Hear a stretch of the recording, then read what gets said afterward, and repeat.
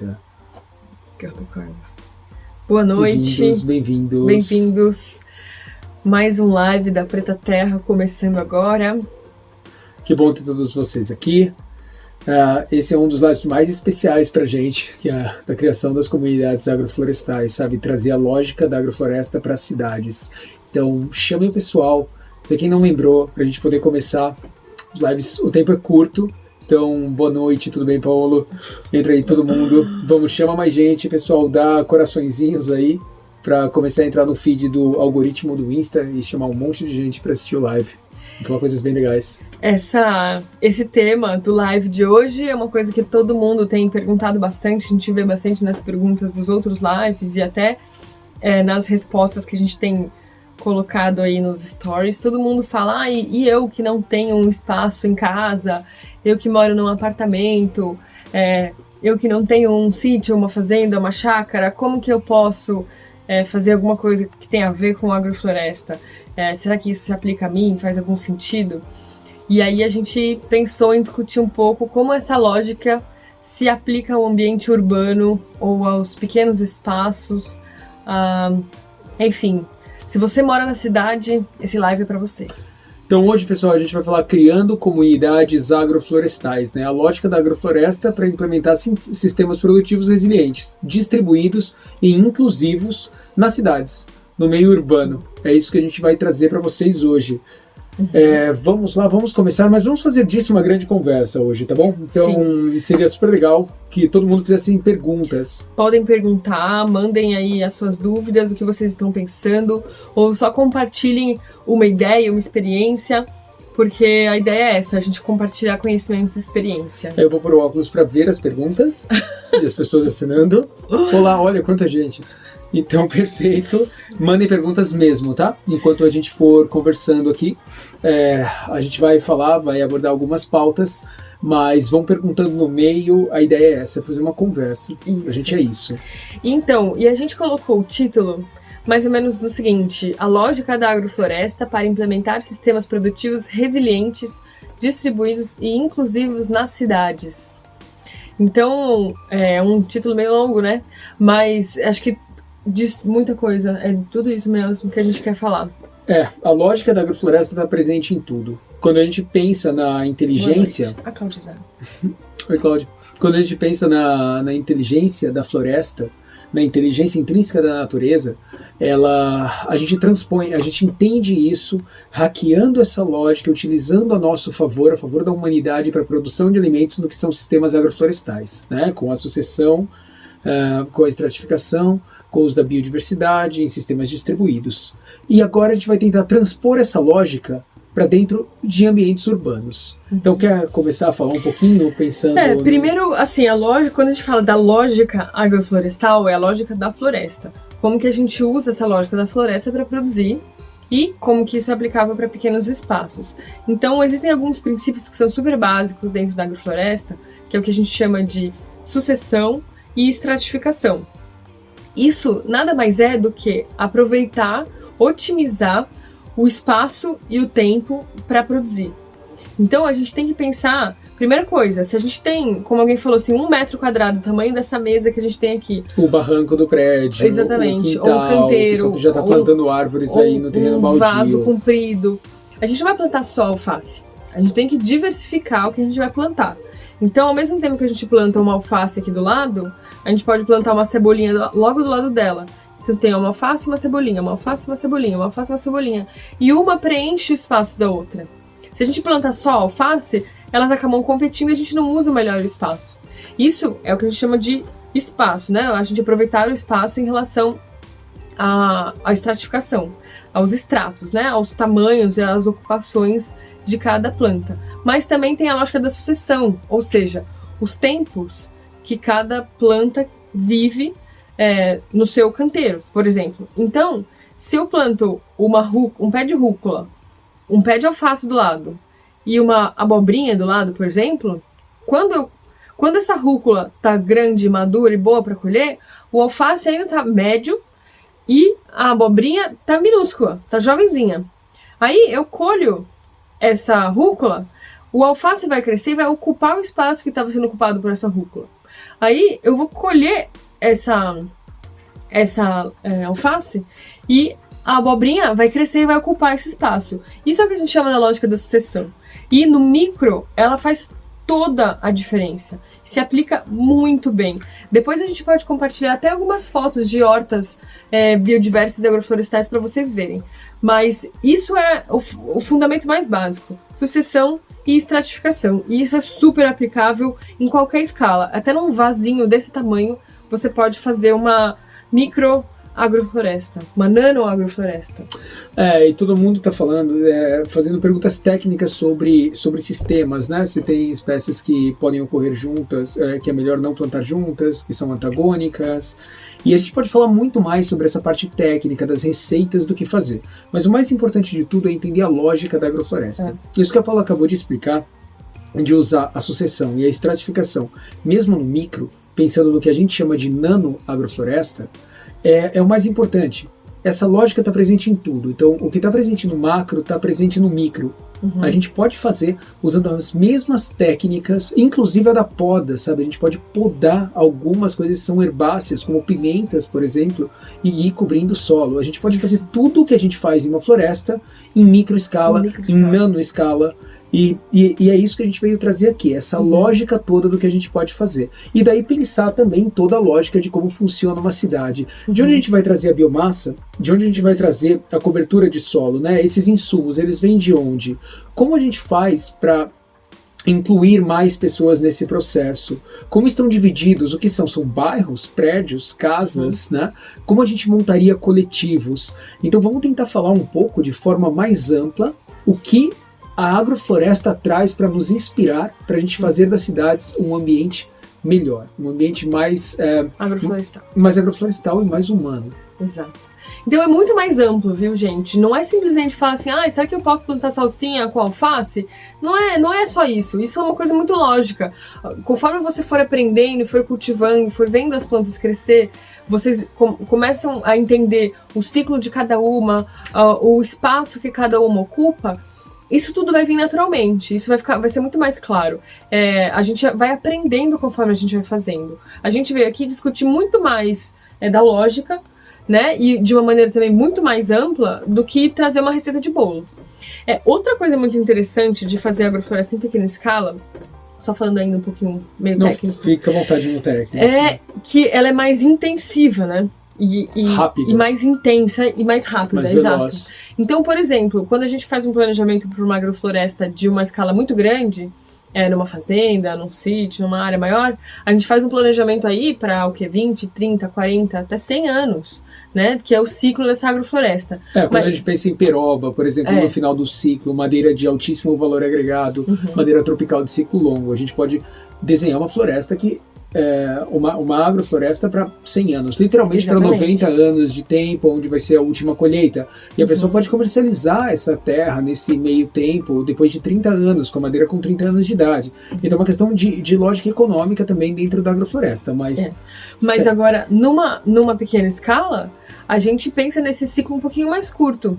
Então, por exemplo, a gente pode falar de um ciclo de 1 ano e meio, por exemplo, ou de 2, 3 anos. Então a gente planta um feijão guandu junto, no mesmo canteiro, e aí ele que vai ditar, digamos assim, o fim da nossa sucessão.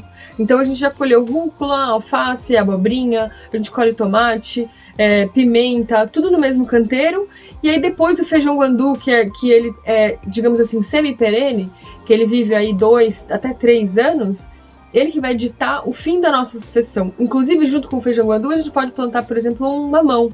O feijão guandu, ele ocupa o extrato alto, e o mamão seria um extrato emergente desse período da sucessão. Quem pode ter plantado abóbora para ocupar um extrato baixo? Logo abaixo deles. E aí, logo depois, quando o feijão guandu começa a ficar mais senil, ou seja, quando ele já está atingindo o ápice da produção dele, a gente tem 2 opções. Ou a gente faz podas drásticas, né, derruba, pega toda essa folhagem dele, esses galhos, e cobre o solo com ele e reinicia a sucessão com ele pelado, digamos assim, e planta de novo alface, rúcula, tudo mais. E aí, num segundo momento, quando ele já tiver senil, depois aí no 3º ano dele, a gente derruba ele inteiro, cobre o solo com ele e começa de novo a sucessão. Então a gente está falando de um ciclo de sucessão mais curto. Outra coisa também, se a gente plantar, por exemplo, frutas, se elas têm um espaço limitado para crescer, a gente vai ter que fazer podas mais constantes. Então, a gente não tá falando de você plantar uma mangueira, uma árvore, que todo mundo fala, mangueira é uma árvore enorme, nossa, não cabe no meu quintal, ela é muito grande. Mas, na verdade, a gente está acostumado a ver mangueiras nas cidades que são abandonadas, que não crescem, que não são podadas, que são deixadas para crescer naturalmente e não são manejadas. Mas se você for num plantio de manga comercial, elas são drasticamente podadas anualmente, né? Para manter uma copa próxima, curta, bem aberta, com não tantos ramos, e ela se mantém produtiva. Então a gente consegue fazer uma poda para frutas quase como se elas fossem bonsais, entendeu? A ideia de trabalhar um bonsai é podar uma árvore para o nosso...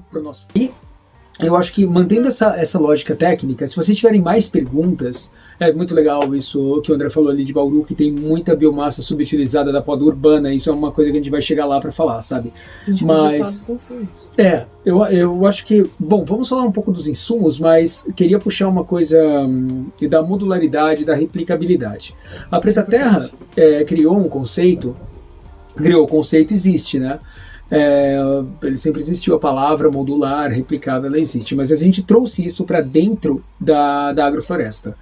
Como a gente pensa isso? Todo sistema que a gente projeta, que a gente planeja, ele é um sistema que ele é modular. Então ele é feito em módulos. Normalmente os nossos módulos são 1 hectare, mas ele pode ser muito maior, ele pode ser um alqueire, ele pode ser 10 hectares, mas ele também pode ser muito menor. Ele pode ser módulos de 1 metro quadrado apenas. Módulos de 30 centímetros quadrados. E o que acontece quando você tem um módulo? Você tem replicabilidade.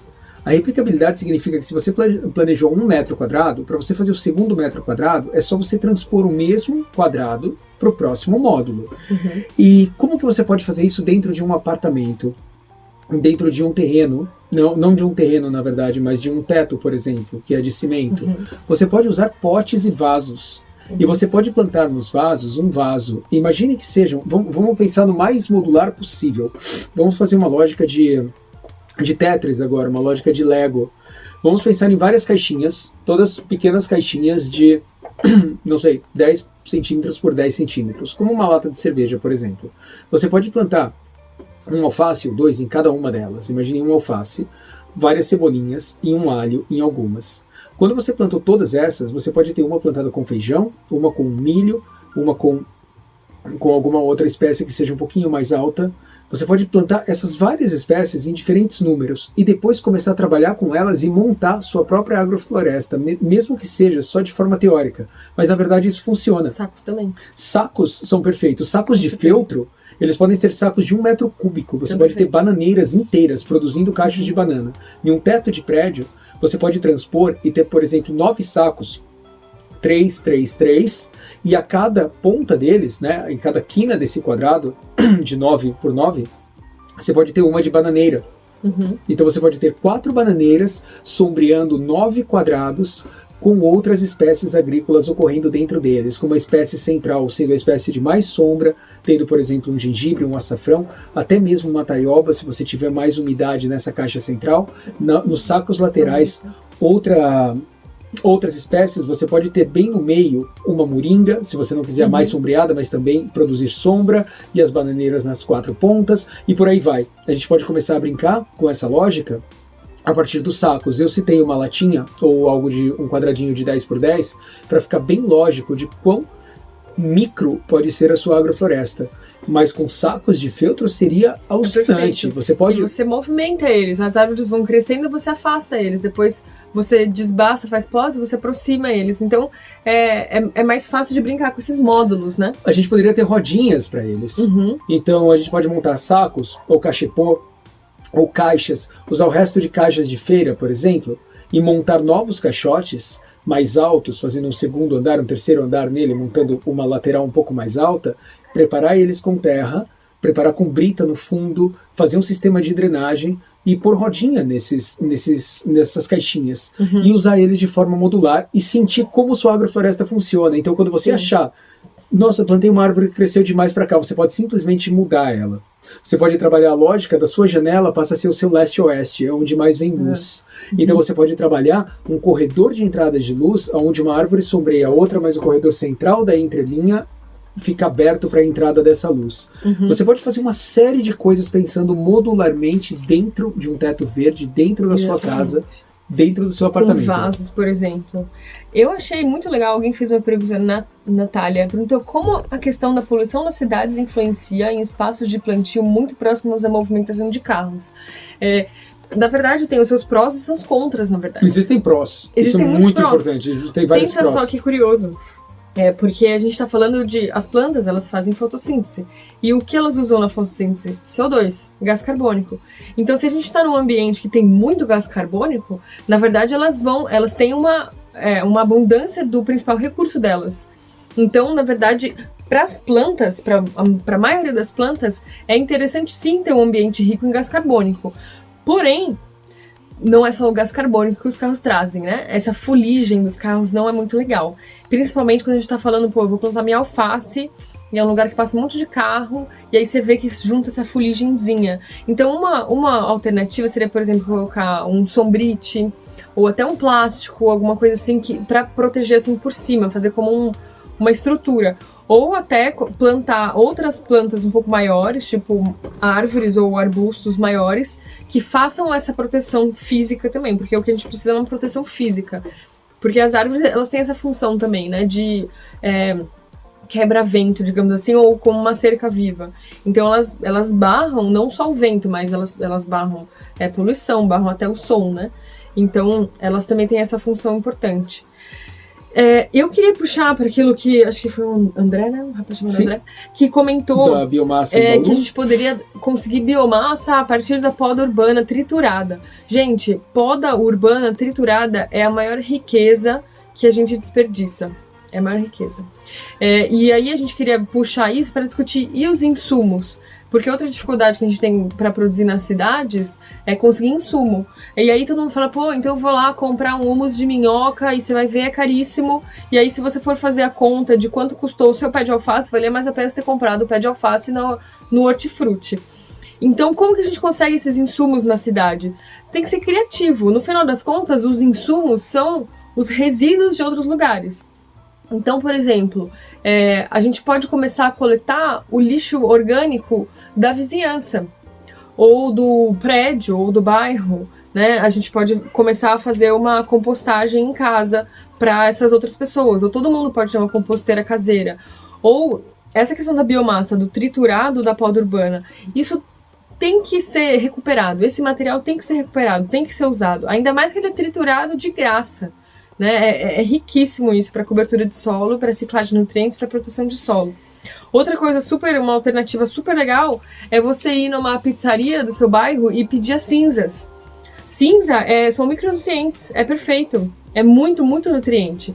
Né? Então, se você simplesmente colocar uma coberturinha de cinza no seu vaso, por exemplo, nos seus canteiros, fazer uma coberturinha de cinza, uma camada triturada, claro, de material, de restos de cozinha, como casca de frutas, tudo mais, triturado, e outra camada de poda urbana, ou então varrição de praça, tipo folha seca, isso é o que a gente chama de compostagem laminar. Você não precisa fazer uma pilha de composto, ou fazer essa compostagem dentro de baldinhos, tudo mais, como o pessoal faz. Você pode fazer compostagem laminar nos seus canteiros. O que significa? Você, na mesma área que você já está plantando, você distribui um material fresco da cozinha e um material rico em carbono, como o triturado. Outro material fresco e rico em carbono. E aí, só que é uma compostagem fininha, numa camada mais fina, distribuído como um todo. E aí você pode jogar as minhocas aí mesmo. E aí as minhocas vão fazer esse serviço de espalhar, de jogar esse material de cima para baixo, de baixo para cima, e vão movimentar o seu solo. Entendeu? Posso fazer uma pausa para responder um pouco das perguntas? Manda. Senão fica acumulando muita coisa. Primeiro, um triturador de baixo custo. Se for em casa apenas, a gente pode usar faca, liquidificador. igual a gente tritura a casca de ovos para colocar nas plantas, a gente pode fazer isso com mais ou menos tudo, ou pelo menos cortar as cascas de banana em 4 partes. Já ajuda. Existe uma marca chamada Lipel, eles vendem trituradores de baixo custo um pouco menores, então tem trituradores portáteis, mas não são tão de baixo custo assim. Quanto à sucessão, essa coisa de tipo pode ser mudas ou tem que ser por semente, vamos explicar um pouquinho melhor o que é sucessão, tá? O que é a sucessão natural, o que é a sucessão na agrofloresta. Eu acho que cabe para a live a gente explicar a sucessão. Diz aí se todo mundo sabe, já está familiarizado com sucessão e estratificação, mas a gente explica. Borra de café é super bem-vindo como biomassa, né, como cobertura do solo. A gente está criando uma plataforma também, em breve, sobre parcerias agroflorestais, isso vai estar disponível. Literatura, para todo mundo que se cadastrou, entra no nosso site, não esqueçam, é só entrar lá no site e cadastrar. Cadastra o e-mail de vocês, vão lá, vocês vão receber newsletter e principalmente uma literatura em português. Além das nossas próprias coisas, o nosso material técnico, a gente está nós fizemos uma lista muito grande de outra live que nós demos, que em breve vai estar no YouTube. Aproveito para responder também que sim, estamos deixando gravado. Tá gravando ali atrás também, depois a gente sobe no YouTube, tá?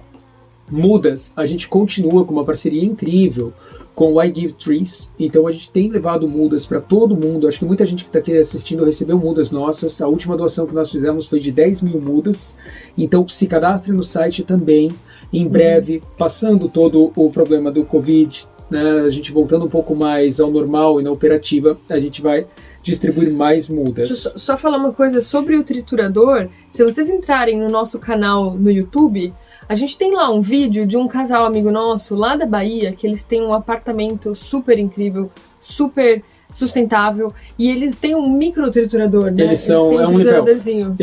Eles são permacultores, excelentes permacultores e são cientistas. Então eles fizeram todo o sistema de irrigação no teto verde do apartamento. Vale muito a pena ver esse vídeo. Vale. É fantástico, em um espaço mínimo, assim, de máximo aproveitamento. É a Débora e o Emerson. Dei uma olhadinha no trabalho deles. Eles são da Escola de Sustentabilidade Integral. Escola de Sustentabilidade Integral. Muito legal. E nós estamos construindo no nosso espaço regenerativo Preta Terra, na nossa fazenda, toda uma matriz de autossuficiência. Na verdade, a gente vai buscar autossuficiência em todos os aspectos, desde água, filtragem, energia eólica, solar, térmica, né, na secagem dos produtos alimentícios até as nossas câmaras frias. Então a gente está nesse processo de construção também com parceiros incríveis e nós queremos mostrar isso, fazer o mais open source possível e mostrar tudo para vocês que nós pudermos. Só para falar, o nosso site é pretaterra.com. Só isso. Só isso daí. E no YouTube, você entra no YouTube e escreve Preta Terra e vai ter lá o nosso canal. E o nome desse vídeo que tá do apartamento sustentável? Apartamento sustentável. Apartamento sustentável, tem que dar uma olhadinha lá. Mas tá lá. Sustentável. A gente promete que tá lá, é só dar uma fuçada. Tá fácil. Na verdade, a gente aproveita tudo. Antes de voltar para os insumos, tal, antes delas irem para as minhocas aqui, elas viram vinagre, tá? A maior parte das coisas a gente transforma em ácido acético. A gente transforma tudo em vinagre, em vasos vinagres, depois pega as cascas que estão já decompondo e daí elas vão para composteira. Então parte delas é assim, como a gente tem bastante material, parte vai direto para compostagem laminar. E alguém perguntou se essa compostagem laminar, esse processo pode ser feito com as plantas já plantadas. Sim, pode ser sim. É claro que se você plantar uma sementinha, você não vai colocar todas essas camadas em cima da sementinha, senão ela não vai ter força para germinar. Então você tem que ter um bufferzinho, um espaçozinho em volta dessa sementinha, sem estar ocupado, né, sem essas camadas em cima para ela germinar. Mas em volta, sem problema nenhum. Pode distribuir a biomassa que dá certo. Tem uma pergunta que eu guardei aqui, que é do limão só. Fala quanto tempo o limão leva para produzir, é de 3 a 4 anos, mais ou menos. Talvez um pouco antes, pode ser mais precoce, principalmente em cidade, porque a planta acaba ficando estressada e daí acaba produzindo mais rápido. Precisa sim de ser polinizado, mas produz mesmo sem polinizar. Mas o que precisa de fato é luz e poda. Sempre fazer uma poda de renovação e deixar pegar luz. Mas isso é importante dizer que geralmente o que produz nessa idade é o que são mudas enxertadas. O Paulo até comentou aí, isso é para muda enxertada ou para pé franco, isso funciona diferente. Na verdade, a questão da poda, você pode reduzir o tamanho sim, mesmo se for de pé franco, se for enxertado, mas a maioria das mudas de frutíferas, para elas produzirem mais cedo, o ideal é que sejam mudas enxertadas. Eu acho que, então, bastante gente perguntou do vinagre, caramba, vinagre, por que vinagre? Porque o vinagre que a gente compra no mercado é um vinagre pasteurizado, né? Então, a bactéria, ela tá morta, ela morreu, ela morre de 61 a partir de 61 graus. Então ela foi fervida a 61 graus, menos de 70 graus, para acontecer o quê? Para ela parar o processo de formação de ácido acético. Senão ele continua e se transforma em gás carbônico e água e deixa de ser vinagre. Então o que precisa é uma solução açucarada, ou frutas que já passaram, que estragaram, em uma solução com açúcar, para que ela se torne álcool e a partir do álcool se torne vinagre, se torne um ácido acético. Aí você filtra e guarda. Mas esse ácido acético que a gente faz em casa, esse vinagre, ele é um vinagre vivo. Então ele é um probiótico. Não pasteurizado, né? Os bichos estão lá dentro, as bactérias estão vivas. Não tem diferença de uma kombucha. Muita gente confunde ou chama a kombucha de vinagre adocicado. É praticamente a mesma coisa. Então o vinagre vivo é um alimento vivo. Ter o seu próprio vinagre não é uma questão do custo do vinagre, mas sim você poder ter mais um alimento vivo e aproveitar as plantas para isso. Além de servir de desinfetante, para alguém perguntou para que serve de desinfetante. Só aproveito para falar para pulgão, pé de limão, pulgão no pé de limão. A gente usa fumo, tabaco, tipo fumo de corda, com uma solução, e pimenta, a pimenta mais forte que você tiver. Tudo bem coadinho, você pode pôr em um aspersor, em um borrifador, e borrifar diretamente nos pulgões. É interessante colocar óleo também, algum tipo de óleo. Tem gente que põe detergente. Serve, eu não gosto de colocar detergente, né? A gente não coloca aqui, mas serve, funciona. Mas, gente, na verdade, o seu limão deve estar com pulgão, provavelmente porque, primeiro, você deve estar irrigando não o suficiente, provavelmente você tem que irrigar mais. Segundo, poda ele, rejuvenesce ele precisa de poda, ele precisa de luz, ele precisa que a copa dele esteja bem arejada. E terceiro, faz uma super cobertura no solo. Uma super camada de folhagem, galho, resto de fruta, tudo no pé dele. Mas assim, uma super camada, tipo isso daqui. Uma super camada. E assim, coloca cinza, por exemplo. Então, dá esse manejo primeiro. Irriga bem, poda ele legal e coloca uma camada de compostagem laminar, né? Uma camada de biomassa no pé dele. E sim, Joaninha come pulgão, o principal predador do pulgão. Sim, pode tomar vinagre como kombucha, pode usar parte no suco, pode fazer uma limonada, pôr um pouco de vinagre nela para tornar um alimento vivo, pode misturar, fica uma delícia, assim que você se acostuma. Você pode fazer várias coisas. Podar nos meses sem R, na verdade, você pode ter uma regra básica, poda nos meses secos, é melhor. Todo mês que é seco, que não é chuvoso, que não tem muita umidade do ar, isso já ajuda bastante. Mas a poda, o Ernest tem uma frase muito engraçadinha que diz que a poda é a colheita. O que isso significa? Que, por exemplo, eu tenho uma couve, eu não vou podar, obviamente, a couve, mas conforme eu for colhendo as folhas, é a maneira como eu vou formando esse pé de couve, entendeu?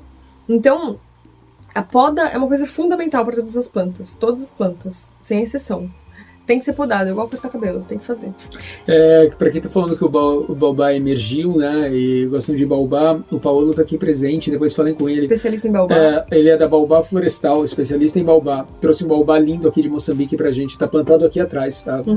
20 metros daqui no máximo. Enorme o baobá. Tá lindo, maravilhoso esse baobá. Vai ficar maravilhoso na beira do rio. Super carinho por ele. Bom, mas a gente já falou um pouco da lógica da agrofloresta, a gente já falou que os insumos na cidade, na verdade, a gente consegue eles de maneira muito bem alternativa, não precisa ficar pagando caro em terra vegetal ou em humus de minhoca, nada disso. E a gente queria colocar um pouco da lógica de o que produzir, né? Na verdade, existem alguns alimentos que a gente discute muito, que não faz o menor sentido a gente consumir, comprar fora, né? Por exemplo, várias frutas. Quem consome em São Paulo, por exemplo, quem vive em São Paulo, a maioria das frutas vem do Nordeste, né? Vem de muito, muito longe. Tem até hortaliças que são importadas, né?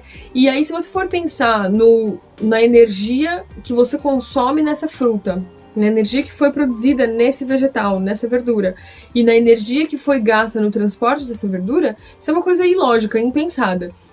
Então, a gente precisa pensar em produzir hortaliças, legumes e frutas, e até criação de pequenos animais para produção de ovos, por exemplo, tudo que são produtos in natura, que a gente vai no mercado e compra in natura, e bota numa sacolinha plástica e tal, e leva para casa numa sacolinha plástica, na verdade a gente pode produzir em casa.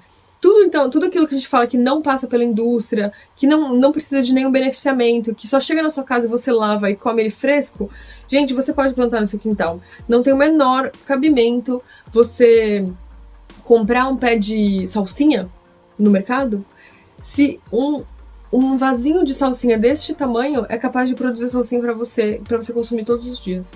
Né? Então, são coisas assim, verduras, principalmente, hortaliças folhosas, salsinha, alface, couve, rúcula, essas coisas de folha, a logística de qualquer um aqui que eu tenho certeza que já comercializou esse tipo de produto, sabe? Que, gente, eu colhi minha rúcula agora, daqui 2 horas ela já tá imprestável. Se eu coloco ela num caminhão e ela chega no mercado, ela já tá imprestável, entendeu? Ela não foi feita para ser levada de tão longe. Então a gente tem que produzir esse tipo, principalmente, foco nas hortaliças folhosas. Aí depois a gente evolui, coloca ali uma abobrinha, tem um pé de limão na sua casa. Então é um passo a passo, mas se quer começar, começa com as folhosas. Elas são as mais importantes, as que mais gastam energia para ser transportadas, as que mais têm desperdício porque elas estragam muito, são muito perecíveis. Então é isso, começa pelas hortaliças folhosas. Vou fazer um rápido wrap-up aqui das perguntas que foram feitas também. Você está dando hortaliça, as formigas estão comendo tudo, tenta cobrir o solo. Cobre não esse irriga solo. tanto e cobre o solo. Isso é o mais importante. Cobertura fina no solo, tá? Sem machucar as folhosas. Você pode sim criar galinha sem o galo. Eu acho que ela não vai ser tão feliz assim, mas pode. Vai botar ovo da mesma forma, esse ovo não fecundado, não galado. E é o máximo ter um galo na cidade, né? A gente serve de despertador. Escutar um galo cantando Sua de galinha manhã vai na ficar cidade mais feliz. É incrível. Você que está fazendo compostagem e a serragem com serragem e está gerando formigueiro dentro da serragem, provavelmente você está pondo muita serragem, o seu balanço CN não tá bom, seu balanço carbono, nitrogênio. Então você tem que colocar alguma coisa com mais nitrogênio, tá? Mais matéria orgânica, mais matéria verde e menos carbono, matéria rica em carbono, no caso a serragem. Tem que pôr um pouco menos de serragem. Perguntou se o espinafre tá amarelando. Por quê? Ele tá amarelando porque ele tem que ser colhido. Colhe ele e come, tá na hora de comer. Ou tá faltando nitrogênio.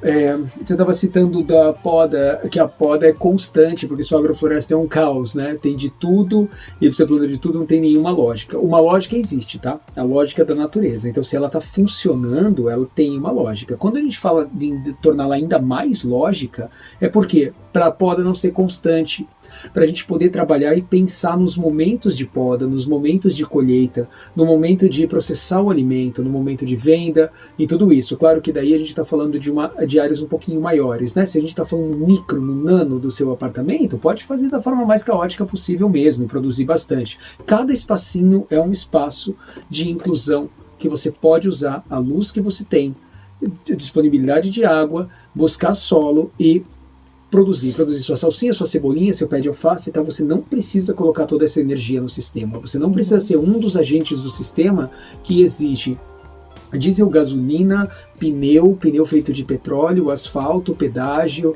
câmara fria, eletricidade, uniforme, pessoas, isopor, plástico, papel filme, mercado, tudo isso para fazer chegar um maço de salsinha. Isso não é sustentabilidade. É melhor não comer salsinha, só não comer. Olha que fácil, já está ajudando o planeta. Agora, se não, planta. É fácil tal qual. Gente, várias perguntas. Minha hora para nome está amarelando também. O que devo fazer, gente? Poda ela. Poda. E ela cresce muito. Coloca um esterquinho, por exemplo, alguma cobertura com alguma coisa com nitrogênio, algum adubo nitrogenado, ou faz essa compostagem laminar, ou coloca um composto já feito, mas dá uma podada nela, dá uma podada. Gente, a gente não vai conseguir responder todas as perguntas, é maravilhoso que tá todo mundo perguntando um monte de coisa e a gente espera por o máximo de... Bom consórcio de hortaliças folhosas. Rapidão, coloca aí alface e cebolinha no meio dos alfaces, é clássico. Mas rúcula também tem que sempre ter no meio. Tipo, qualquer lugar que se planta rúcula e rabanete. Sai mas então tem rúcula, alface junto com a cebolinha e couve, certo? Essas 3, planta tudo junto. Aí você colhe um monte de rúcula tem as alfaces, tem a cebolinha no meio das alfaces, e a hora que sair tudo, fica a couve lá meio que perene, meio semi-perene, né? Dá sim para fazer hidroponia em casa. E, gente, como a gente aquaponia, façam aquaponia em casa. Aquaponia em casa. Com um aquáriozinho. E dá para fazer irrigação integrada também, com um timer na tomada, sabe? É pouquíssimo investimento, se você está pensando em produzir mesmo e trocar com os vizinhos. E daí eu gostaria de fazer um gancho já para a próxima parte dessa nossa conversa de hoje, que é como repensar as cidades. Apartamento tem pouca luz e tal. Gente, não necessariamente a gente precisa plantar dentro do nosso apartamento.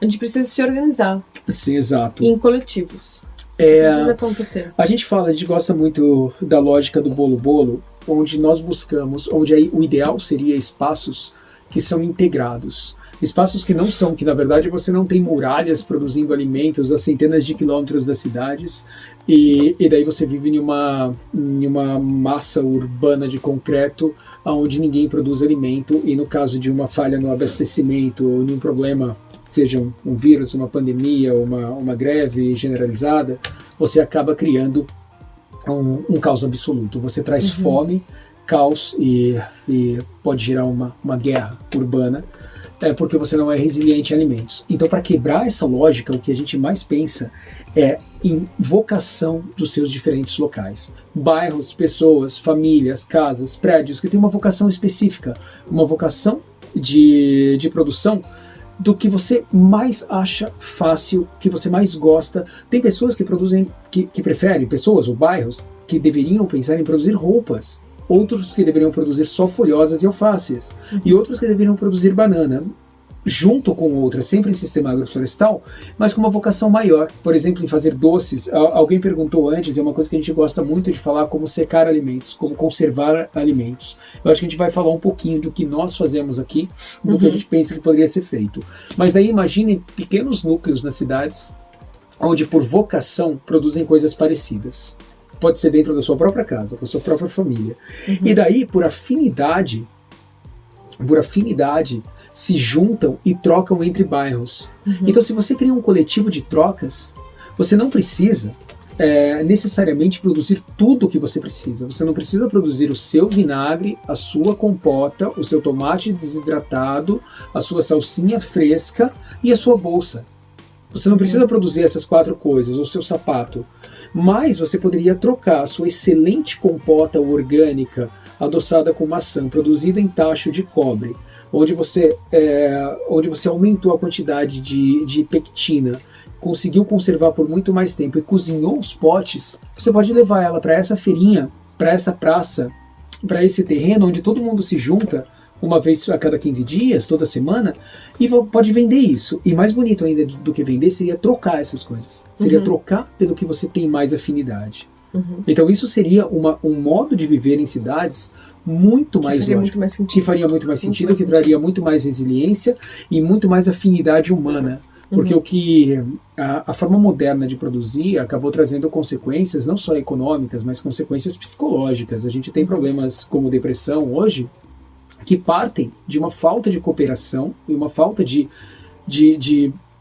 um déficit de floresta realmente, uma falta de contato com a natureza e de contato com as pessoas. Então, quando a gente passa a produzir nosso alimento e troca alimento por alimento, a gente ganha um novo respeito. Como pessoas dizem, muita gente fala, né, produzir o seu alimento é como imprimir dinheiro, e de fato, isso é muito verdade. De fato, você troca. Não existe outra necessidade maior do que alimento. Alimento e necessidade de saúde, essas são as únicas coisas que você tem que ter, que necessariamente você tem que ter. Você não vai viver sem alimento. Você pode ser vegetariano ou vegano, você pode ser carnívoro, você pode ser o que for, mas você come. Então, produzir o seu alimento é fantástico. Isso é uma coisa que todos deveríamos buscar. Isso é o que a gente chama de economia circular, né? A gente pensar, eu produzo aqui, a gente não precisa fazer uma troca monetária, né? O valor intrínseco desses produtos, eles já se compensam entre si. Isso é muito legal. Até o Walter falou que queria fazer um desafio aqui para cada um pensar na sua casa sobre quais são os seus gastos. O que é que você consome, o que é que você gasta, o que você mais gasta dinheiro, e mesmo com comida, digamos assim, quanto você gasta por mês com hortaliças folhosas, ou com frutas, ou com legumes e verduras, enfim. E será que o que disso você seria capaz de produzir localmente? Ou o que disso você seria capaz de trocar com seus vizinhos, seus colegas? Então isso é uma coisa pra gente refletir muito, né? Como fazer disso uma economia circular. É o que ele tá falando ali, né? Que o bolo-bolo é um livrinho que deveria ser distribuído para todo mundo, né? Nas cestas. E de fato, o bolo-bolo traz essa lógica de que se existe um inverno, não é pra gente ir lá e virar o aquecedor no máximo, entendeu? Se existe o verão, não é pra gente se trancar a janela e ligar o ar-condicionado. Se existe o verão, é pra gente ir pra água, é pra gente sair na rua, é pra gente usar menos roupa. Sentir o sol. É pra gente ir pra praça. Se existe inverno, é pra gente fazer fogueira, é pra gente se juntar com a família. Ficar mais, é pra gente produzir comida, é pra gente parar pra ler. Ou seja, gente, a gente precisa viver de forma natural. E não é reciclar, é reutilizar. É reduzir. Não é reduzir. É fazer as coisas de forma lógica, de forma inteligente, é usar de novo a mesma roupa, é não comprar tanto, não colocar tanto dinheiro em uma lógica de mercado onde pessoas perecem de fome, não tem dinheiro para se sustentar, e a gente esbanja com pequenas coisas. É esse respeito que a gente ganha, sabe? É reaproveitar cada pequena coisa. Aqui, na parte de conservação de alimentos, nós salgamos muita coisa. A gente tem um rio enorme, então a gente pesca também e salga. E daí a gente salga e usa muito fogo e muita fumaça, porque a gente poda muito e a gente tem uma floresta. Então isso, esses dias, o que a gente tem feito? A gente fez defumados, alimentos salgados, alimentos confitados. Gente. E compotas. Inúmeras compotas. Reduzidos. E aí a gente faz tudo na lenha. Isso é outra coisa que tu não fala, não, lenha não é tão sustentável, mas, gente, gás é muito menos. E a gente fica super dependente. A lenha, a gente tem lenha plantada aqui para gerações. Para gerações. E, gente, nada é mais sustentável do que lenha, do que fazer fogo. Porque é a única energia verdadeiramente renovável. Você consome o mesmo que você planta. Fogo é o que nos faz humano. E a árvore fixa o carbono da atmosfera que está lá disperso e coloca dentro disso, dentro da árvore, uma bomba de fixação de carbono. Quando você pega um galho e queima, você devolveu essa quantidade de carbono. E daí você planta de novo e planta de novo. Claro, você faz fogo se você planta. Exato. E o fogo conserva os alimentos. O sabor da madeira, não carvão, madeira mesmo, traz elementos da própria madeira que ajudam na conservação dos alimentos. O tacho de cobre ajuda com a pectina para conservar compotas. E são inúmeras coisas. E veja que a gente não usa açúcar, a gente não consome nenhum açúcar. Não, a gente reduz até sumir. Redução no fogo. Fica só a polpa da polpa, só o creme. A gente faz muita manteiga aqui, tem um vizinho nosso que produz leite, isso é uma bênção maravilhosa. E o leite dele é sensacional. E ele tem uma camada de nata, assim, maravilhosa. E a gente tira todos os dias e faz uma manteiga sensacional. Isso quando a gente não come a nata pura, porque é muito boa. E fermentados. Nós somos fascinados por fermentados também. Então, gente, façam sua própria cerveja. Sabe? Façam vinho, façam kombucha, façam vinagre. É tudo. E ser sustentável não significa comer mal. A gente come maravilhosamente bem com todos os sabores da natureza. E cada vez a gente está inventando coisas novas e tentando melhorar nossa forma de conservação de alimentos, buscando formas antigas. Eu queria só citar a forma de conservação que utilizam na África toda, na verdade. Eu me deparei com isso na Zâmbia. Quando eu fazia meu mestrado ainda, e precisavam guardar carne no meio de fazendas enormes na Zâmbia, que eram de tribos, de coletivos, e às vezes eles tinham carne, não tinha como conservar, e era muito, e eles faziam isso. Olha, ele produz lúpulo orgânico, que incrível. Lúpulo orgânico, olha que maravilhoso. Manda uma mensagem pra gente. Vamos, que maravilha. Lá ver. Cachaça, alguém falou, gente, cachaça, fantástico. O fermentado é a nossa bebida real, a gente tem que passar a ter mais carinho e mais respeito pelos nossos produtos, mas valorizar eles de verdade, tentar fazer cada vez melhor para eles serem competitivos em nível nacional e internacional, para que as pessoas venham buscar aqui o que a gente tem de melhor. Falando dessa geladeira, são geladeiras feitas no campo, onde tem vento constante, que você faz uma parede grossa, assim, isso é mais ou menos 30, 40 centímetros, com tela de galinheiro, e enche as paredes de carvão. E no topo dessas paredes, de mais ou menos 2 metros, você põe sal grosso e um dripping, um cano irrigando, descendo um pouquinho de água. Quando o vento bate nessas paredes, a parte interna dessas geladeiras fica com 5, 6 graus de temperatura. É impressionante, com 30 graus do lado de fora. Então são formas de fazer... A gente gosta muito desse livro aqui. Esse livro ensina um monte de coisa. Tá espelhado aí, né? É horrível Putz, isso. droga, não sei por quê. Mas é o Manual do Arquiteto Descalço. E a gente está sempre aprendendo diversas coisas. Eu acho que vai ser para outra live agora por causa do tempo, mas a gente quer falar também da Terra Preta, que inspira o nosso nome, Preta Terra, e como os índios Baniwa faziam isso. Isso não está escrito, sabe? A gente foi convivendo com eles que a gente aprendeu a técnica do que a gente acredita ser que era uma das maneiras, uma das formas que eles usavam para fazer algo muito parecido com terra preta, que era queimando restos, vísceras e ossada ou espinho de peixe em campos, fazendo diferentes camadas com lodo de rio. Mas a gente vai explicar um pouco melhor isso que também. Nada mais é do que uma compostagem laminar. Com fogo. Super enriquecida com fogo. Genial. Genial. Ó, esse Tamayo Hops, vou entrar em contato com você. Foi mal, que a gente ainda não respondeu suas mensagens, são muitas mensagens. Uma coisa que alguém perguntou, o que é veio do Biochar também, falando pro Hops. Isso, vem ele do Biochar. Ele chama Hops, é óbvio que ele produziu. É verdade. Então, o que é a aquaponia? Não sei se todo mundo sabe que a hidroponia, ela é, produzir as verduras, e as raízes das verduras, elas estão imersas em uma solução de sais nutritivos, né? E não é muito, digamos assim, orgânico, porque são sais, são sais, como posso dizer? Quais sais? Para hidroponia. São sais enriquecidos. São minerais, na verdade, sais, né? Minerais. São, digamos assim, esses adubos químicos.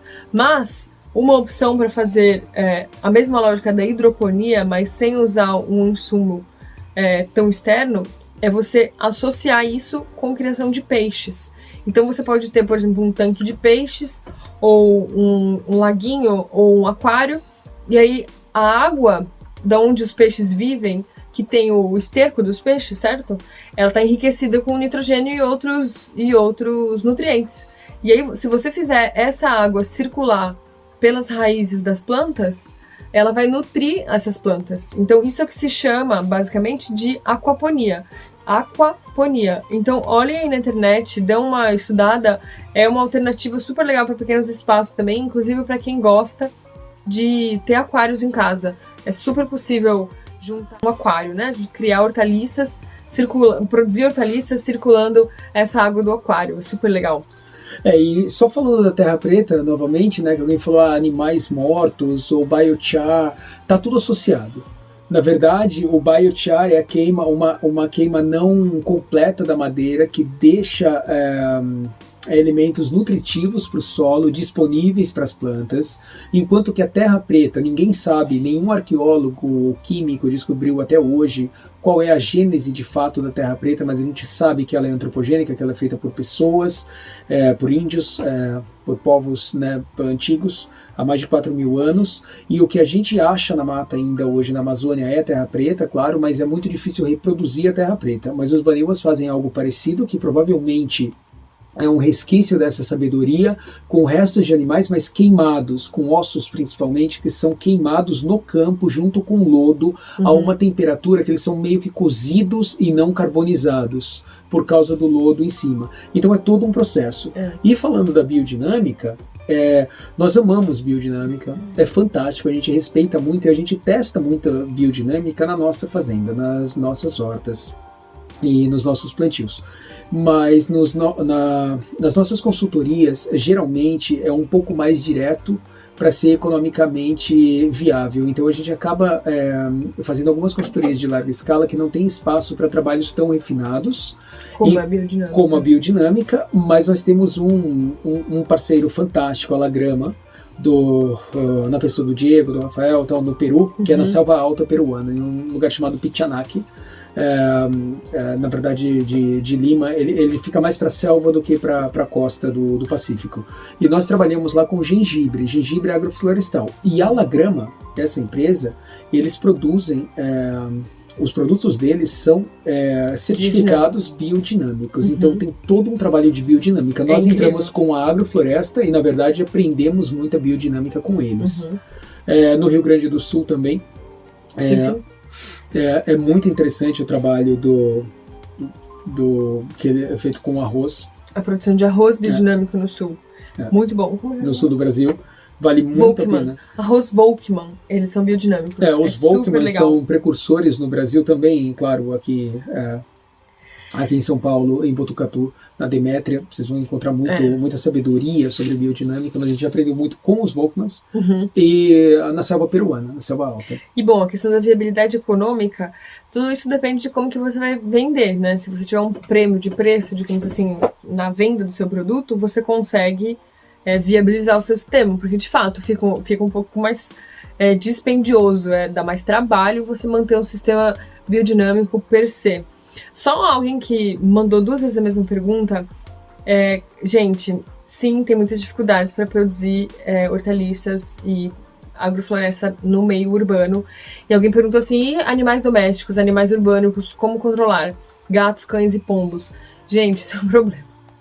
Isso é um problema. Tinha uma época que eu tinha uns canteiros em casa e eu ficava louca da vida que um gato usava o meu canteiro como caixinha para fazer suas necessidades. Ele tá adubando, de certo modo. Então Não, é um problema. É difícil mesmo. Mas tem que afastar, tem que dar um jeito. Se você tem problema com gato, arruma um cachorro. Se você tem problema com cachorro, cerca. Entendeu? Controle se você tem problema biológico. com pombo, cobre com uma tela. Porque é isso, tem que se virar, porque é difícil mesmo.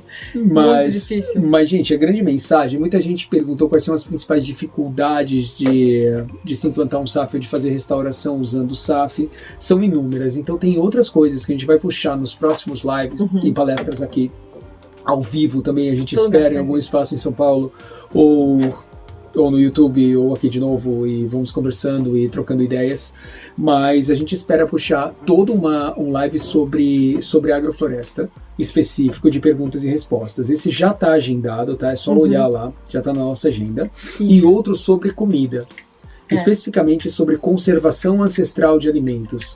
Como a gente faria para viver sem geladeira? Então, vamos lá, desafios do dia. Anota tudo que vocês gastam e vamos tentar ficar uma semana sem gastar nada, sem gastar um único real. Literalmente ficar em casa e tentar reaproveitar toda a comida, comer as cascas, fazer vinagre com o que sobrou, fazer compostagem laminar, plantar, comprar. Então se retira, compra algumas coisas e depois vê quanto tempo vocês ficam e se realmente vocês precisavam de tudo que estava comprando. Para que pagar caríssimo no café se a gente pode fazer, sabe? É isso, volta para casa, chama os amigos. Vamos aproveitar esse momento para mudar um pouco a forma de fazer as coisas. Ó, o amigo da Lola. Água da chuva. A Lola tá aqui. E tem uma nova Lola. Tem uma nova amiga para vocês seguirem. Essa daqui é a Laika. Explorer.Laika. Sigam ela também. Ela é a nova amiga da Lola. Bebê, nosso novo bebê, pessoal. Hoje, um pouco antes do live, a Lola foi ensinar ela a nadar. Ela tá aprendendo a nadar. Ela tá começando a aprender a nadar para ser uma excelente nadadora junto com a Lola. Pessoal, mas olha, esse live, todos os lives que a gente tem feito, têm sido super legais, porque a gente adora ver que as pessoas estão super na nossa... super alinhados com aquilo que a gente está pensando, com aquilo que a gente defende. A gente acredita muito que essas conexões que a gente faz são capazes de fazer essa transformação ser real. O que a gente quer trazer de verdade todas essas questões de técnica, pode podar, planta qual planta junto, será que eu adubo com o quê? Será que tem pulgão ou não? Tudo isso a gente vai superando conforme a gente vai tendo mais experiência. Mas o que a gente tem que mudar de fato é a nossa relação dentro das cidades, é aproximar as pessoas, é incluir as pessoas nos processos. Então vamos se organizar em coletivos, vamos se apropriar dos espaços públicos, das praças, dos jardins, dos quintais. Isso é o que faz a grande diferença. Não simplesmente, eu vou ter o meu canteiro na minha casa, que é só a minha casa. Mas é a gente começar a viver nas cidades, mas viver em comunidade. Ter essa relação próxima das pessoas. E isso é o que vai fazer a gente superar esses momentos de dificuldade que nem a gente está vivendo agora. Conheçam o seu produtor, comprem de pequenos produtores, produzam, façam seu próprio alimento, cozinhem em casa, joguem o micro-ondas pela janela. Façam coisa, reutilize, use suas roupas mais vezes, comprem usado, usem economia circular, aproveitem a água da chuva. A lenha. levem lenha quem pode, sabe? Não é todo mundo que pode, mas faz diferente. Vamos fazer uma sociedade melhor. O impacto de cada um é massivo. Nós somos quase 8 bilhões de pessoas. Se cada um fizer um pouquinho da sua parte. E, gente, a gente está falando isso, mas a gente está trabalhando todos os dias. A gente está aqui desenvolvendo sistemas agroflorestais para pequena escala, média, para larga escala. A gente está buscando transformar também os grandes plantios, as grandes plantações de monocultura, de forma viável economicamente, de produzir produtos, de fazer produtos em sistema agroflorestal, para tudo, para todos, em todas as partes. Mas se a gente puder também fazer o nosso dever de cidadão, de pessoas do bem, de pessoas que querem um planeta melhor, e tentar melhorar a nossa forma de consumo, isso já muda muita coisa. Começamos fazendo nossa própria comida, isso já ajuda muito e é super legal. Quem não gosta de cozinhar? Plantar nossas verduras. Oi, Ivan. Oi, Ivan. Gente, é isso aí. Muito obrigado por participar das nossas lives. Está sendo um prazer fazer isso. Obrigada por mandar perguntas, mandar comentários. A gente não está falando do armazenamento de alimentos. Esse vai ser um live próprio. A gente quer trazer um live, inclusive, de forjar suas próprias ferramentas. De usar, como que você forjaria se você não tivesse mais onde comprar suas ferramentas agroflorestais. Eu acho que pouquíssima gente aqui ia estar pensando em lavrar o seu solo com ferramentas de pedra e madeira e pau. Não que não dê, super legal, mas cansa um pouco. Mas seria super legal forjar as ferramentas, pelo menos forjar facões. E a gente queria mostrar isso também, mostrar em campo aberto na nossa oficina, mostrar forja, como a gente faz isso. E isso junto com os alimentos também a gente vai levar a câmera para a cozinha, para mostrar a gente fazendo isso, fazendo a conservação. Mas esse live de hoje era para falar sobre o que é solução agroflorestal, transpor a lógica da agrofloresta para o meio urbano. E nem deu tempo de falar de ocupar os terrenos vagos, embaixo de torres de alta tensão, a pracinha que está lá abandonada. Vamos transformar tudo em jardins comestíveis. Se você não tem espaço dentro da sua casa, e tem, porque os vasinhos já produzem muita coisa, no seu telhado, na calha do telhado, dá para produzir em todas as partes, mas dá para produzir também nos terrenos coletivos. Se junta com os vizinhos, se chama, faz sua parte. Isso é muito legal. Gente, muito obrigada. Vamos fazer muito mais lives. Vão mandando perguntas. Obrigado, mandem seus e-mails lá no nosso site ou até por direct mesmo. A gente fica em contato e até a próxima live. Até a próxima. Logo nós voltamos aqui. Gente, super obrigado. Vai estar no YouTube essa live sim, tá? Estamos gravando tudo e vamos deixar tudo no playlist do YouTube. A gente está colocando todas elas, tá? Dos livros lá também, apesar... E não se esqueçam, se inscrevam no nosso site, tá? Entra lá, se inscreve no site, vocês vão receber por e-mail também. Tá bom? Saudações gente, a todos. Obrigado.